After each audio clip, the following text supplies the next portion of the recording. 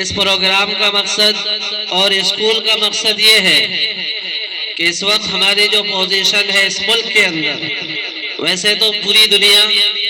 لیکن خصوصاً اس ملک میں وہ ہم انتہائی نچلے درجے تک پہنچ چکے ہیں۔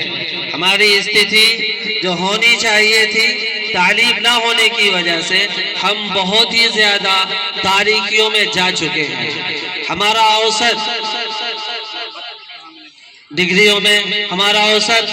محکموں میں، ہمارا اوسط پورے سسٹم کے اندر 0% یا 1% یا 2% ہے، جبکہ ہماری آبادی اس ملک کے اندر تقریباً 25 سے 30% ہے۔ لیکن آپ خود دیکھیے کہ ہم اس 25-30% کے باوجود کتنے عہدوں پر ہیں، کتنی نوکریوں پر ہیں اور کتنے سسٹم کے ساتھ شریک ہیں۔ دوسرا اہم مقصد یہ ہے اس اسکول کا کہ ہم اس ملک کے اندر آزاد ہیں۔ 1947 15 اگست جو ہمیں آزادی ملی ہے، اور اس کے بعد 2.5 سال کے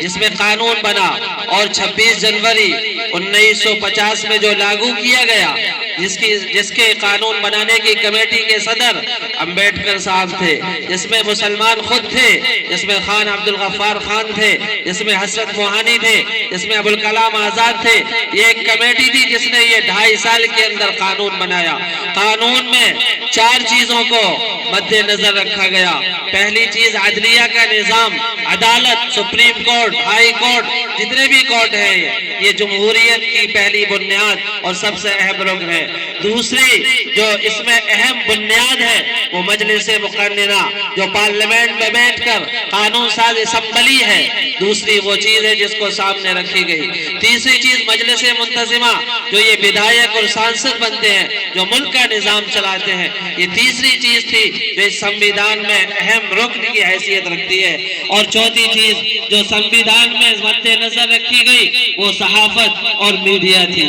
جو ملک کا ماحول بناتی ہے، جتانے اور ہرانے کا ماحول بناتی ہے، محبت اور نفرت کا ماحول بناتی ہے، یہ میڈیا ہے۔ لیکن بدقسمتی سے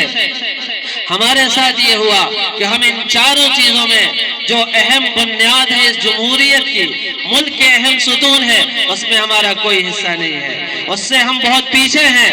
وجہ اس کی صرف یہ ہے کہ ہم نے تعلیم کو اپنا مقصد نہیں بنایا۔ ہم نے پڑھنے پڑھانے کو، نظام تعلیم کو دوسروں کے حوالے کر کے اپنی روزی روٹی اور نچلی درجے کی ڈگریاں یا نچلے درجے کے کام ہم نے اپنائے ہیں۔ جتنے بھی لیبر کام ہیں وہ سارے کے سارے اس وقت ہم اس میں ٹاپ کیے ہوئے ہیں، لیکن جو اچھے کام ہیں، جو ہائی لیول کے کام ہیں، اس سے ہم نفرت کرتے ہیں اور اس سے ہم پیچھے ہیں۔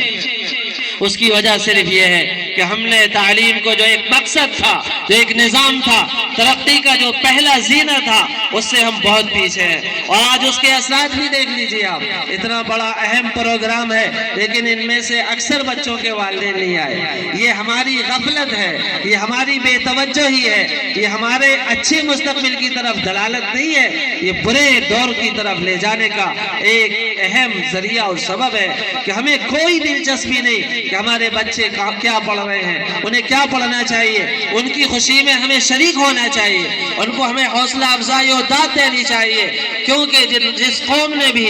ان چیزوں کو، تعلیم کو، نظام تعلیم کو اپنایا ہے، وہ قوم آج ترقی پر ہے، وہ قوم آج سروں پر بیٹھی ہوئی ہے، اور ہم نے اس کو اہمیت نہ دے کر ہم ایک دم پیچھے چلے گئے۔ اس لیے اس اسکول کی ہمیں قدر کرنی چاہیے اور اس سوچ کو ہر ایک کو اپنانا چاہیے کہ میری قوم، میری بستی، میرا ملک یہ کیسے ترقی کرے، میرا اپنا خاندان، میرے اپنے بچے، کہ جس طرح میری زندگی گزر گئی کمزوری کے ساتھ، لیبر کے ساتھ، مزدوری کے ساتھ، میں اپنی اس نسل کو اس سطح سے اوپر اٹھا کر، اس سطح سے اونچائی میں لے جا کر اس کو اچھا روزگار، اچھی زندگی، یاد رکھیے گا جس کے پاس دنیا ہوتی ہے اس کا دین بھی اچھا ہوتا ہے۔ یہ غلط سوچ ہے لوگوں کی کہ دیندار بن جاؤ اور بس۔ اگر دیندار بن گئے، کھانے کا نظام کیسے چلے گا؟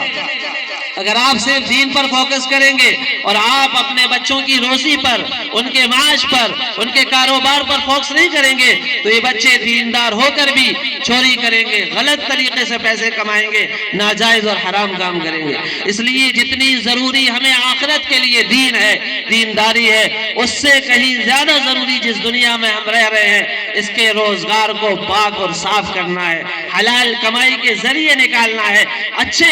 معاش کے اسباب کو اختیار کرنا ہے تاکہ ہم دنیا میں بھی ایک نمونہ اور آئیڈیل بنے کہ دیکھو دنیا کے ساتھ، دین کے ساتھ یہ کتنا اچھا ویکتی ہے اور کتنا اچھا فرد ہے، اس کے گھر کا ماحول کتنا اچھا ہے۔ ہم اس اسکول سے، خاص طور سے مدرسے میں کھول کر یہ بات اور یہ میسج دینا چاہتے ہیں کہ دیکھیے جس طرح آپ اس دنیا میں ہے، جس طرح آپ دین کی فکر کرتے ہیں، اسی طرح آپ کو اپنے روزگار کی، اپنی روزی کی فکر کرنی ہے، کیونکہ اللہ نے ہمیں قرآن پاک میں یہ دعا سکھائی ہے، ربنا آتنا فی الدنیا حسنہ وفی الآخرۃ حسنہ، کہ اللہ ہمیں دنیا بھی اچھی دے اور آخرت بھی اچھی دے۔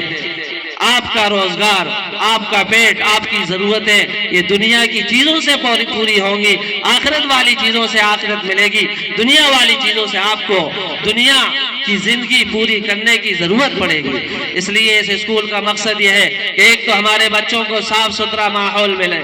شرک سے، کفر سے، ارتداد سے۔ دیکھیے سب سے بڑی قیمتی چیز ہمارے پاس ہے وہ ایمان ہے۔